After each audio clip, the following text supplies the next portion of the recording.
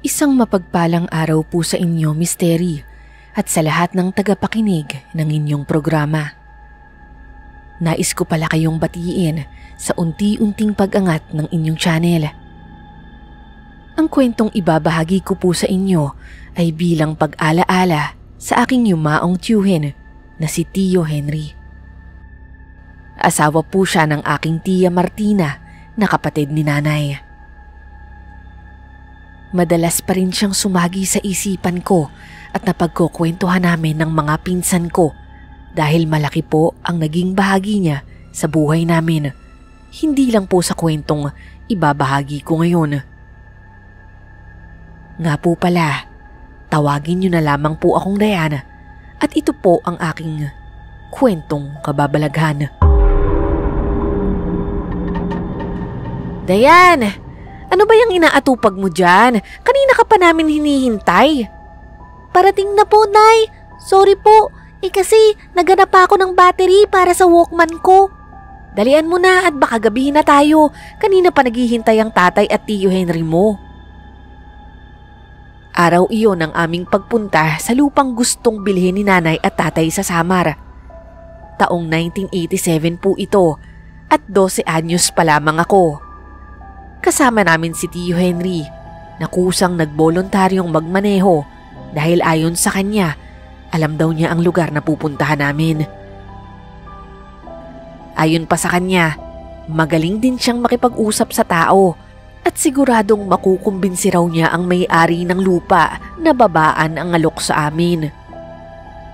Wala po silang anak noon ni Tia Martina, kaya't madalas ay libre siya at walang masyadong ginagawa. Isa po siyang tagagawa ng sirang relo na may pwesto malapit sa aming palengke at hawak niya ang sarili niyang oras.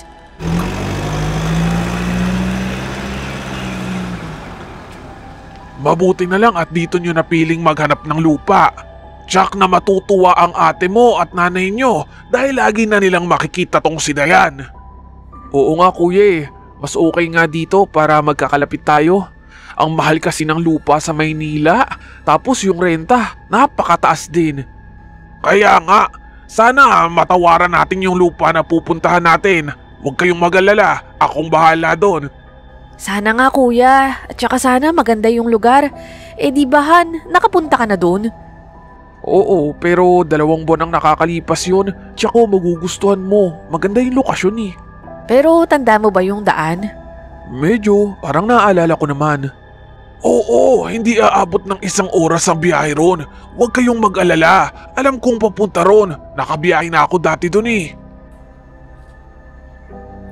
Halos 30 minutos na kaming bumabiyahe nang makarating kami sa mas mapuno at masukal na daan. Maliwanag pa naman noon, pero dahil kaunti ang mga establisyamento at kabahayan, karamihan sa paligid ay mapuno, maputik, at magkakahawig ang bawat likuan. Kuya, parang kakanan na ata tayo dyan. Ha? Hindi! Kakaliwa tayo! Pero parang naalala ko kasi, dyan kami kumana noon papuntang Pasay. Mas mabilis pagkaliwa. Akong bahala sa inyo. May alam akong daan. Umabot na kami ng mahigit 1 oras sa biyahe. Pero parang wala pa ring palatandaan na malapit na kami sa Pasay, Misteri. Para kaming paikot-ikot lang sa kung anong sulok ng kabundukan. Wala kaming mapagtanungan. Puro masukal na daan at puro damuhan lamang ang nasa paligid. Si Tio Henry, tuloy-tuloy pa rin sa pagmamaneho. Halatang ayaw aminin na baka nga nagkamali siya. Alam ko to eh. Dito talaga ang daan. Malapit na tayo. Huwag kayong mag-alala. Kuya, tanda ko may madadaanan na palengke sa Pasay bago yung lupa.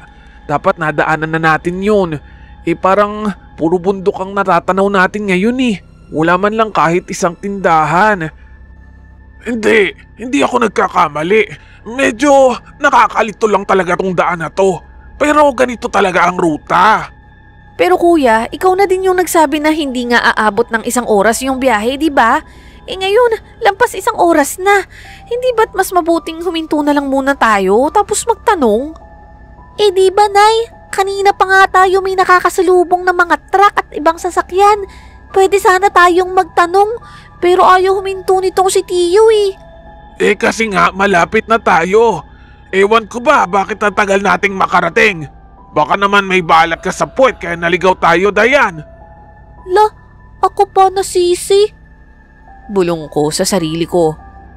Nang mga oras na yon, napapansin kong bahagya ng nag-aalala si nanay at tatay. At ako, parang nag-aalala na rin dahil paggabi na at naiinip na ako sa biyahe. Bahagya na nga rin akong nagugutom noon. Kuya, baka mas mabuting bumalik na lang muna tayo. Medyo natatandaan ko pa naman yung mga dinaanan natin kanina. Kung sakaling may makakasalubong tayo, makakapagtanong pa tayo. At least hindi tayo tuluyang makakalayo. Sus, kung kailan malapit na, saka pa ba tayo babalik? Sayang ang ikot. Siguro nalusot lang tayo sa looban kaya walang kabahayan.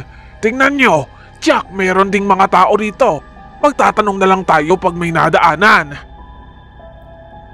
Inabot na kami ng 2 oras at kalahati sa daan. Umalis kami ng 2:00 ng hapon, pero sa hindi namin inaasahan, mag-aalas 5 na ng hapon at hindi pa rin kami nakakarating sa pupuntahan. Habang sinusuyod ng mata ko ang paligid, napansin kong sa wakas ay may ilang kabahayan kaming namataan. Tay! Nay! May mga bahay na dun, no? Pero misteri, tila may kakaiba sa lugar na yun.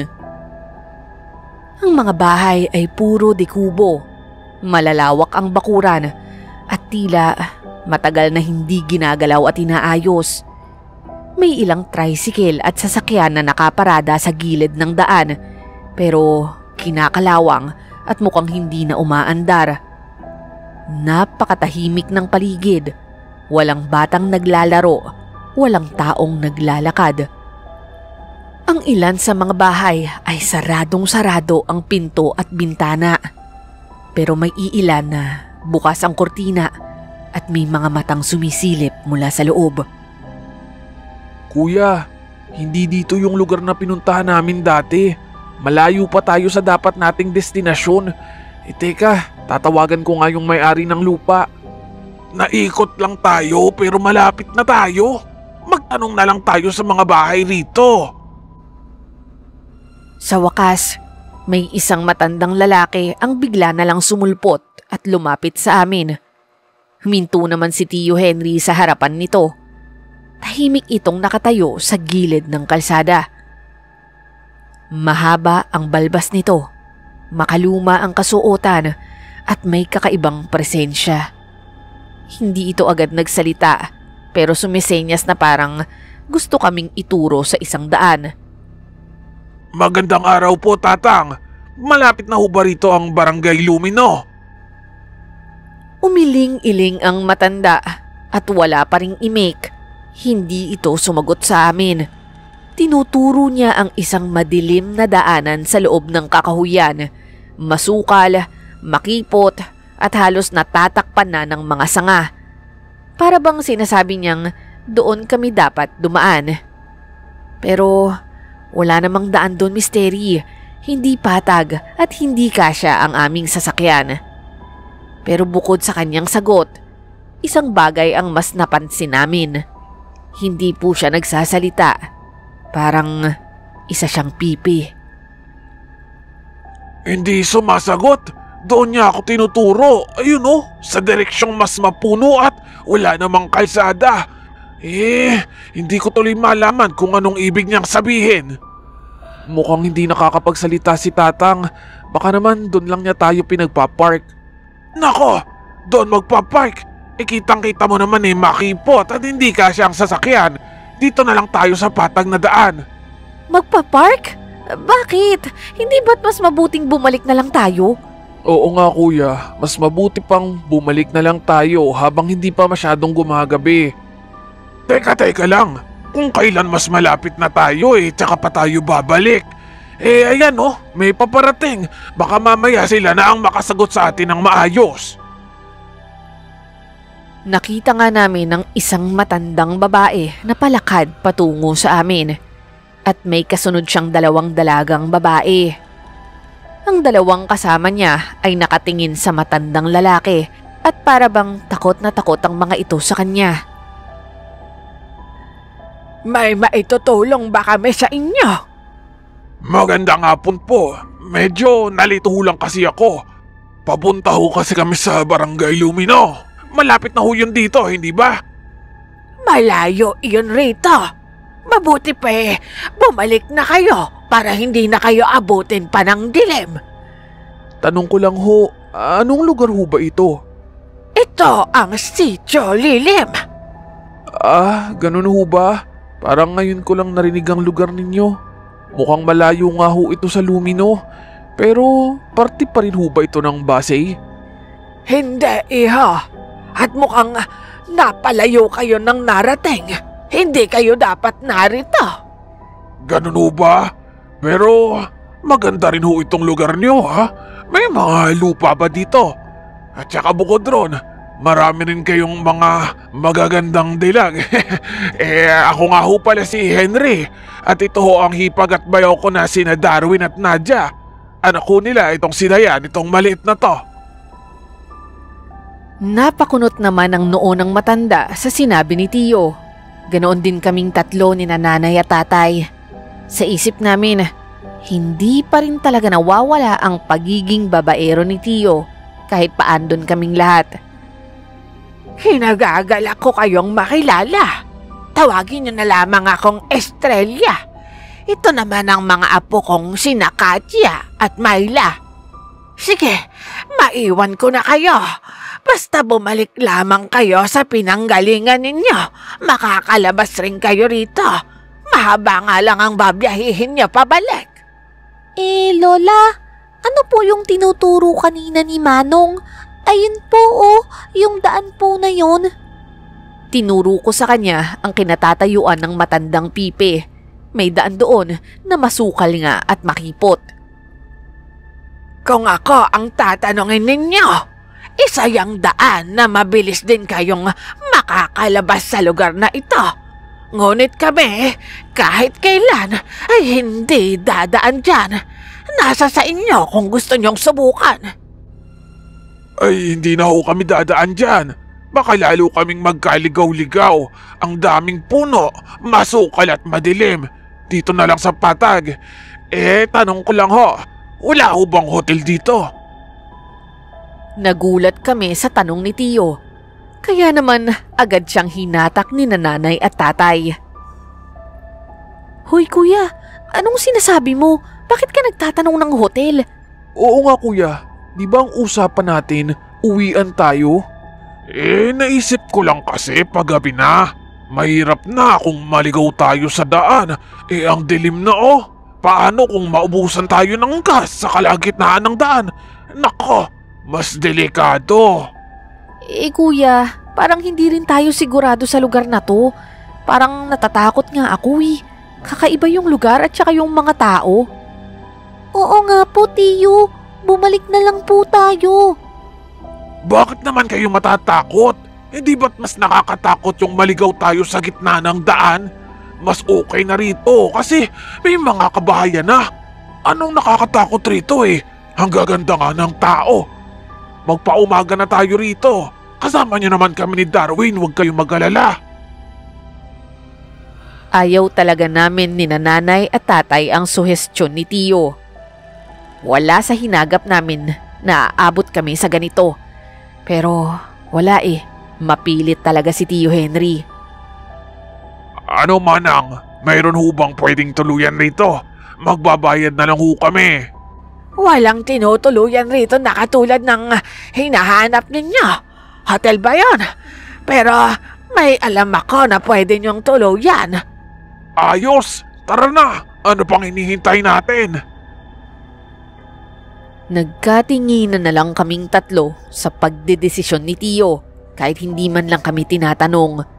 Pero dahil madilim na rin noon, napilitan na lang din kaming pumayag. Bago kami sumunod kay Manang Estrella, lumingon pa ako sa matandang lalaki na una naming kinausap. Nakatingin siya sa amin ng matalim at tila naiinis na hindi kami sumunod sa kanyang itinuturo. Dinala naman kami ni Manang Estrella sa di kalayuang bahay. Wala raw nakatira roon ng matagal na panahon kaya doon na raw muna kami. Isa itong maliit na kubo, ngunit maaliwalas naman ang itsura. Pagpasensyahan nyo na. Marumi yan at kayo na lang ang bahalang maglinis at mag-ayos. Hindi na kasi namin yan ginagalaw. Naku, kami nga ho ang dapat humingi ng pasensya at naabala pa namin kayo. Oo nga ho, maraming salamat po talaga. Nga pala, payo ko sa inyo na huwag na kayong lumabas sa gabi. Bakit naman ho? May curfew pa ho ba hanggang ngayon? Wala naman, pero mas makakabuti sa inyo yan dahil dayo lamang kayo. Ganun ho ba? Sige po, wala na rin naman ho kaming mapupuntahan sa labas. Maraming salamat po ulit, Manang Estrella. Pagkaalis ng matanda, nag-ayos-ayos kami sa loob ng munting kubo. Medyo marumi nga at inaalikabok na. Ngunit dahil halos walang gamit, ay hindi naman kami nahirapang linisin ito. May isang papag roon na kasya ang 2 tao at isang mahabang bangko na pwede ring higaan ng isa pa. Pero bukod sa kulang ang tulugan, problema rin namin ang kumakalam naming tiyan. Han, dito na lang tayong 3 sa papag ni Dayan. Magsiksika na lang tayo Kuya, sa bangko ka na lang ha. Sige, ayos lang ako. Parang di rin naman ako makakatulog. Gutom na ako eh. Saan kaya nakatira yung 2 dalaga? Baka pwede tayong makahingi ng ulam. Hoy kuya, mahiya ka nga. At saka sa dinami-dami, dun sa 2 dalaga, baka gusto mong isumbong kita kay ate. Grabe, hihingi lang naman ng ulam. Sumbong agad. Parehas talaga kayong ate mo. Mapaghinala. Nay, dapat bumalik na lang tayo. Ayoko po dito. Natatakot ako. Konting tiis na lang anak. Pasensya ka na ha. O ito, kainin mo tong biskwit. Buti na lang lagi akong may baon sa bag. Pero maya-maya misteri. Biglang may kumatok sa pinto. Dahan-dahan kaming sumilip sa bintana at nakita namin ang matandang pipe. May dala itong parang supot, lukot na lukot at hindi namin mawari kung ano ang laman nito. Huwag niyong buksan. Ako, kanina pa ako nagdududa sa matandang yan eh. Bakit naman kuya? Nakakaawa nga eh. Baka naman may gusto lang siyang sabihin sa atin. Wala rin naman siyang masasabi. Kasi pipi yan. Kahit anong gusto niyang sabihin, hindi rin natin maiintindihan. At saka, kung hindi siya baliw, bakit doon niya tayo pinapapunta sa madilim at masukal na daan? Nagdidiskusyon pa ang mga may edad na nang halos mabitiwan ko ang biskwit na kinakain ko. Lumakas kasi bigla ang katok ng matanda. Nagkatinginan sila at nagkasundo na huwag na ngang buksan ang pinto. Napatayo tuloy ako at sumilip na rin sa bintana. Maya-maya, lumayo ng kaunti ang matanda. Dumukot sa supot na dala niya at biglang hinagisan niya ng kanyang hawak ang tinutuluyan naming kubo. Ano yan? Buhangin? Bakit tayo binabato ng buhang ng matandang yan? Sabi ko sa inyo, baliw yan eh. Wala kaming nagawa misteri habang patuloy lang siya sa paghahagis. At hindi pa siya nakontento. Ang mismong supot na ang inihagis niya sa tapat namin. Bago siya umalis na masama pa rin ang tingin. Grabe naman si Tatang, nakakatakot. Ano bang ginawa natin sa kanya at gano'n na lang yung galit niya sa atin? Sabi ko sa inyo eh. Ay nako, malas naman. Nagugutom na talaga ako. Sino kaya sa inyo yung may balat sa puwet? Tiyo, si tatay, nasa kaliwang braso ang balat niya. Si nanay, walang balat sa katawan, nunal lang. Ako naman po, ang balat ko nasa may batok. O ito po, tignan niyo pa. O diba, may balat? So, baka naman kayo po talaga yung may balat sa puwet. Aba, ako pa talaga ngayon ang may balat Loko ang bata ka. Nagtawanan na lang kami noon at dinaan sa biruan ang nangyari. Pero sa loob-loob ko, ayoko naman talagang manisi. Pero si Tiyo talaga ang rason kung bakit kami napadpad doon. Kung bakit pa kasi hindi namin naisip na meron talaga siyang ganong ugali. Noon pa man, Misteri, mahilig na talaga itong magpauna at magmarunong sa mga bagay-bagay. Pakiramdam niya, lahat ng bagay ay may alam siya, kahit na hindi naman talaga.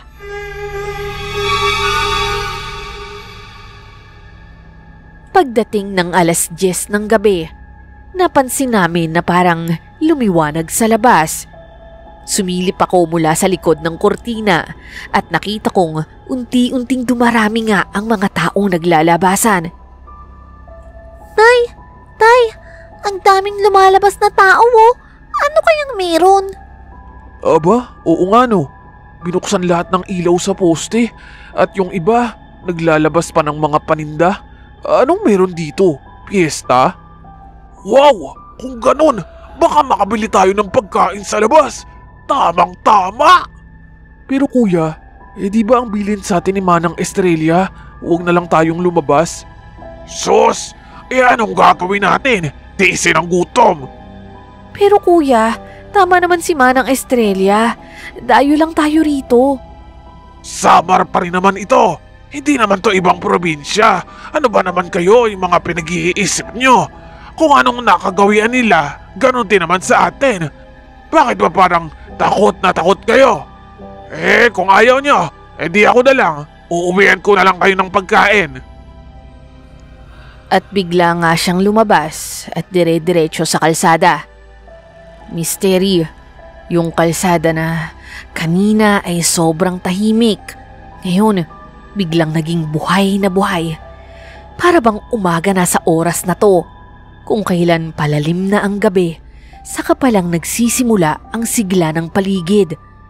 Doon lamang nagbukas ang mga tindahan, naglabasan ang iilang mga bata, at tila ba yun palang nagsisimula ang kanilang araw. Pagkalabas ni Tiyo, agad siyang sinalubong ng 2 dalaga at pumulupot ang mga ito sa kanya. Kita pa namin ang kislap sa mga mata ni Tiyo at umakbay pa siya sa 2 to, halatang tuwang-tuwa. Ay naku, humanda talaga yang si Kuya Henry. Isusumbong ko talaga yan kay ate bukas. Makikita niya.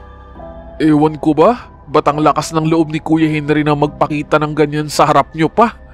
Wow, so ibig sabihin, ikaw gumagawa ka ng ganyan basta't hindi ko lang nakikita? Oh, teka. Ba't parang sa akin nabubunton yung inis mo? Hindi naman ganun ang ibig kong sabihin. Ay, basta, nakakainis lang talaga kasi yang si Kuya. Bakit ba kasi tayo nakinig sa kanya? Hindi tayo ang mali. Siya ang hindi nakinig sa atin. Di ba simula pa lang ng una, sinasabi ko na mali na yung daan? Pero dire-diretso lang siya. Diretso siya sa gusto ng ruta. Ayaw niyang pakinggan kahit isa sa atin. Alam mo, kung yung kaninang matanda, pipe. Si Kuya Henry naman, parang bingi.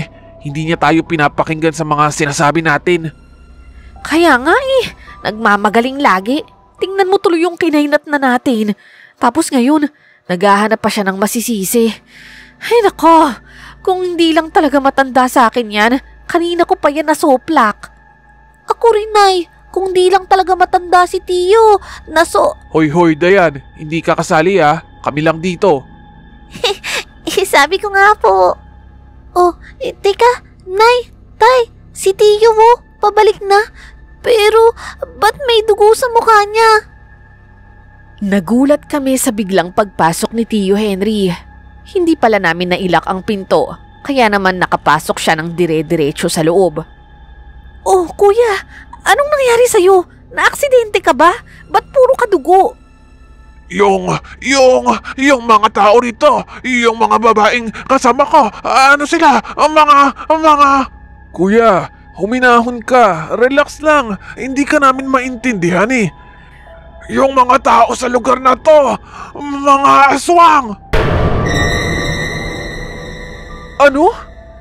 Yung dalawang babae na kasama ko kanina, pinapunta nila ako sa bahay nila. Tapos, yung isa, kinagat ang tenga ko. Kitang-kita ko, nag-iba yung itsura niya. Tapos, nilunok yung balat. Mabuti na lang at nakatakbo agad ako. Hindi kami makapaniwala sa narinig namin mula kay Tio Henry. Para bang nahihibang na siya noon. Inamoy pa siya ni tatay para malaman na baka nakainom lamang siya. Napailing si tatay, senyalis na hindi naman ito amoy alak. Pero misteri, napalingon ako bigla sa labas ng bahay. At mula sa bintana ay nakita kong nakatingin ang lahat ng tao sa aming kubo. Lumapit ako dahan-dahan sa bintana habang nakasilip pa rin. Saka ako mahinang nagsalita. Nay! Tay! Nay! Tay! Oh, ano ba yun anak? Hindi ba't nakikita mong kausap pa namin ng tiyo mo? Pero Nay, kailangan niyo pong makita to. Sabay pa si nanay at tatay na sumilip sa bintana. At nanlaki ng sabay din ang mga mata nila nang makita ang mga tao sa lugar. Lahat nakaharap at nakatingin sa aming kubo. Para bang nag-aabang sila sa amin. Nakalabas ang mga pangil nila. Lumaki ang itim ng kanilang mga mata na halos masakop na ang puti. At naglabasan ang mga ugat sa kanilang balat. Sasabi ko sa inyo eh, ayaw niyong maniwala sa akin. Aswang ang mga tao rito. Umalis na tayo! Ako naman ay hindi makagalaw sa takot. Para bang habang nakatitig sila, ay lalo akong hindi makakilos. Baka kasi kapag napalingon ako sa ibang direksyon, pakiramdam ko, aatake sila. Pero napatingin ako sa mismong bintana. Natitigan ko ang mga butil na nagkalat sa paligid. Misteri. Parang asin. Oo, asin nga. Asin pala ang binabato sa amin kanina ng matanda. Hindi ko alam kung ano ang pumasok sa isip ko noon. Bigla ko na lamang binuksan ang pinto. Dayan! Anong ginagawa mo? Hindi sila makakalapit dito, Nay. Ano? Paano mo nasabi yun? Nay, magtiwala kayo sa akin. Hindi na ako nagawang pigilan ni nanay at tatay. Dumukwang lang din naman ako at hindi naman ako lumabas. May kinuha lang ako sa lapag sa tapat ng kubo. Pagkakuha ko nito, agad kong isinara ulit ang pinto. Anak, ano yan? Inabot ko sa kanya ang supot. Oo, misteri, ang supot na inihagis kanina ng matanda. Asin? Opo, Nay. Yan ang hinahagis ng matandang pipi kanina. Magagamit natin to para makatakas. Magaling ang ginawa mo, anak. Misteri, binabalot man kami ng takot. Nakita ko pa rin ang determinasyon ni nanay at tatay na makatakas. Sa totoo lang, matagal na kaming nakakarinig ng mga kwento tungkol sa mga aswang at iba pang nakakatakot na nilalang.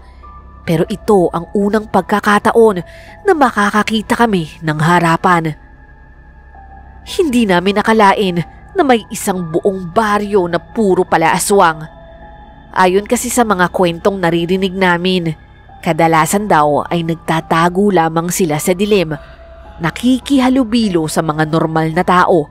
Parang anino lang na hindi mo basta-basta makikita. Pero sa kung anong kamalasan at pagkakataon, napadpad kami at napalibutan ng mga katulad nila. Pero hindi namin alam na mas lalala pa pala ang sitwasyon. Isang tinig ang nagbigay ng kilabot sa amin. Pasensya na, aming mga panauhin. Kung hindi lang sana ninyo nadiskubre ang aming lihim, makakalabas sana kayo ng matiwasay dito sa aming lugar. Huwag niyo ho kaming saktan, Manang Estrella. Pangako, kakalimutan namin ang lugar na ito at walang pagsasabihan kahit na sino. Patawad anak, huli na ang lahat. Maraming pagkakataon na ang ibinigay ko sa inyo. Nung una pa lamang ay pinapaalis ko na kayo. Ngunit nagpamilit kayo. Binalaan ko na rin kayo na huwag lalabas. Ngunit hindi kayo nakinig. Sabay-sabay kaming napatingin kay Tio Henry dahil alam naman naming lahat na siya ang dahilan kung bakit kami napunta sa sitwasyong yun. Iiwan niyo na ako, Darwin, Nadia, Dayan. Ako ang may kasalanan ng lahat ng ito. Ako na lang ang magpapapain sa sarili ko para makatakas lamang kayo. Ay kuya, ayan ka na naman sa pagmamagaling mo. Huwag ka nga magsalita ng ganyan. Hindi bagay sa iyong maging bayani. Oo nga kuya, at saka makakatakas tayong lahat dito. Kompleto.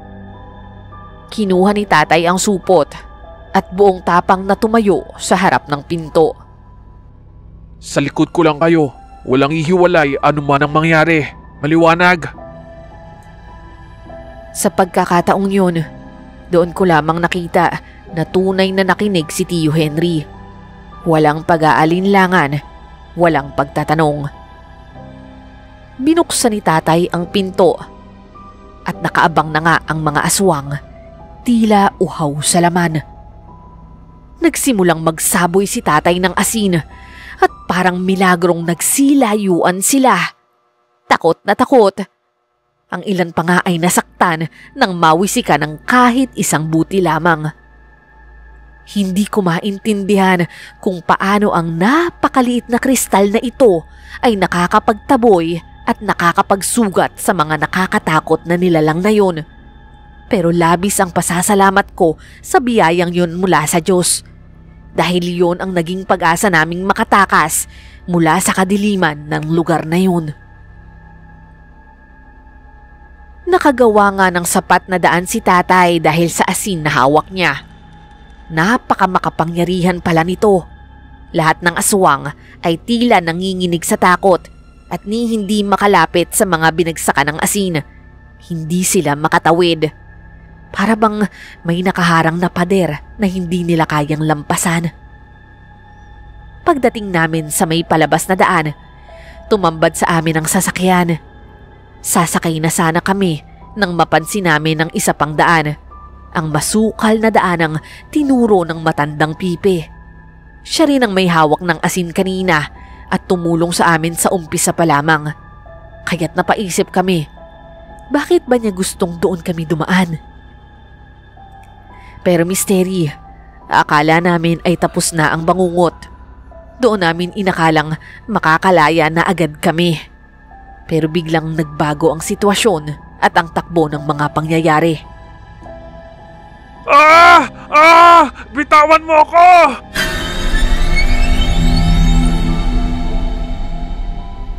Sabay-sabay kaming napalingon at nakita naming nakahandusay sa lupa si Tio Henry. At isang aswang ang nakapatong sa kanya. Hawak ni Tio ang leeg ng nilalang. Pilit na iniiwas ang mukha nito mula sa kanya. Pinipigilang makagat siya. Nanigas kami sa takot. Wala kaming nagawa. Ang mga aswang sa paligid, unti-unting lumalapit muli. Tila hindi natakot dahil mukhang paubos na ni tatay ang laman ng supot na hawak niya. Ito na yata ang katapusan ko. Tumakas na kayo. Salamat at patawad. Tumulo ang luha ni nanay at niyakap ako ni tatay. Wala kaming magawa hanggang sa Isang malakas na hampas ng buntot pagi ang tumama sa katawan ng aswang na nasa ibabaw ni Tio. Napaatras at namilipit sa sakit ang aswang at gumulong palayo. Isang figura ang sumulpot mula sa dilim, ang may hawak ng buntot pagi, ang matandang Pipi.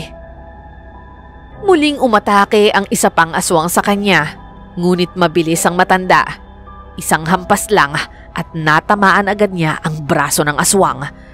Lahat tuloy ng aswang ay nagdalawang isip na lumaban. Sandali lang, tutulungan ko si kuya. Sama po ako, Tay. Nang makalapit na kami kay Tio, agad namin siyang tinulungan sa pagtayo. Nakahinga kami ng maluwag dahil puro gasgas lamang sa muka at braso ang natamo niya. Pero buhay siya at malinaw ang kanyang tinig. Maraming salamat! Maraming salamat sa inyo! Sa mga oras na yun, Misteri, hindi na umaatake pa ang mga aswang. Malaki na ang pagkakataon naming makaalis, pero sa isipan namin, naguguluhan kami. Sasakay ba kami sa sasakyan namin? Pero paano kung habulin lang nila ulit kami? Paano kung abutan nila kami sa daan? At kung sakaling pupunta kami sa masukal na daan na tinuturo ng matanda, paano kung puno din pala ito ng panganib? Hindi namin alam kung ano ang kahahantungan. Napatingin naman kami ni Tatay sa matandang Pipi. Nakatingin ito sa kanya, seryoso, tahimik, ngunit parang determinado. Ganun pa rin ang ginagawa niya. Tinuturo niya kami sa masukal na daan. Magtiwala tayo sa kanya. Sa tingin ko, tama yung kutob ko. Naroon ang tamang daan. Kung ano ang nararamdaman mong tamang desisyon, doon ako. Tumango kaming lahat. Sinundan namin ang matanda sa masukal at madilim na daan.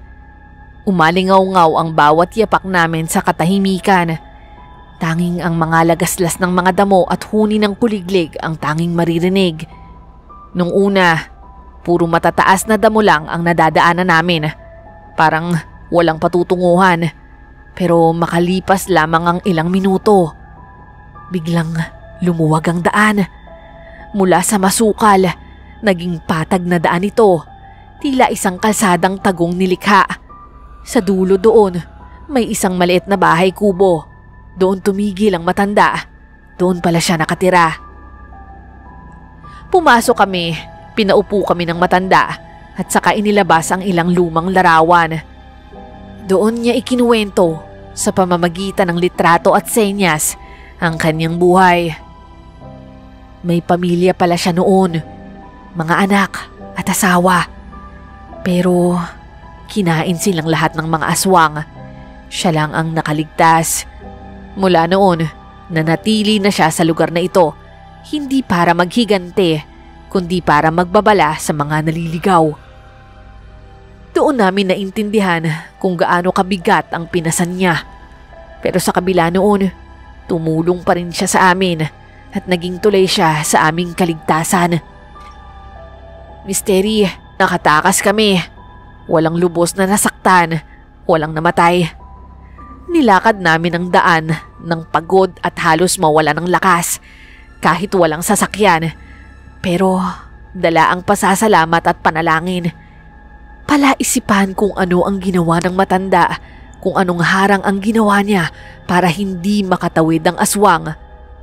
Pero ganun pa man, nagpapasalamat kami sa kanya dahil niligtas niya kami. Pagkarating namin sa mataong lugar, halos sabay kaming napaupo sa kalsada. Nanginginig, pagod na pagod, gutom, pero buhay. Patawad sa inyo. Kung hindi dahil sa pagmamarunong ko, edi sana sa Barangay Lumino tayo nakarating at hindi sa Sitio Lilim. Hindi sana tayo makakarating sa baryo ng mga aswang. Huwag mo nang isipin yun, kuya. Ang mahalaga, nakatakas tayo ng kumpleto. Oo nga kuya, huwag mo nang masyadong dibdibin yun. Alam mo, ang dapat mong isipin, lagot ka talaga kay ate, isusumbong talaga kita. Oo nga, Tiyo. Parang mas nakakatakot pa rin si Tia Martina kaysa dun sa mga aswang. At nagkatawanan na lang kami. Kahit pa nangingilid ang mga luha namin. Doon namin lalong naunawaan na ang buhay ay hindi lang basta tungkol sa pagtakas, kundi sa mga desisyong ginagawa mo sa gitna ng takot. At sa biyayang di inaasahan, merong mga taong handang tumulong sa'yo. Sa ngayon, Misteri, unang taon na ng pagpanaw ni Tio Henry. Pumanaw siya ng mapayapa at may ngiti sa labi. Palatandaan na marahil dala niya hanggang huli ang kapatawaran namin at pagmamahal.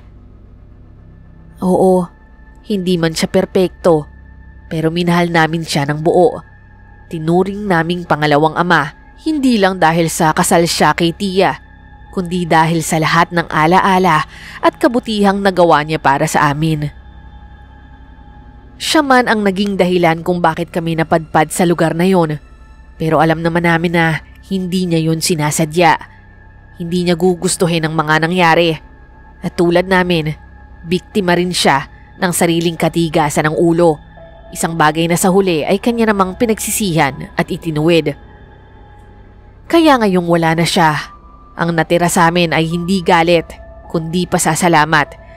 Dahil sa kabila ng lahat, si Tio Henry ay bahagi ng isang kwentong habang buhay naming dadalin. Kwento ng katapangan, pananampalataya at pagtitiwala. Hanggang dito na lamang po ang aking kwento, Misteri, at naway lalong pagpalain ang Misteryo sa Dilim TV.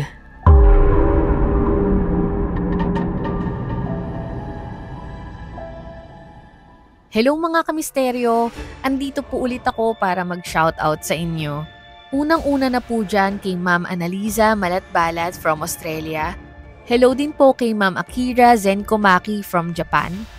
Sir Emil, Ma'am Richel Sonyo, Kopi Chow, Celestina Sigua, Ake Earth, Corazon Ingay, Daiben 0211, Tagi Monera, Al San Jose, Zonar Kihale Artizo, Merlinda Balidoy, Joel Marazigan, Rizel Rector, Cory Reyes, PJ, Tita Zareno, Ramil Fariolin.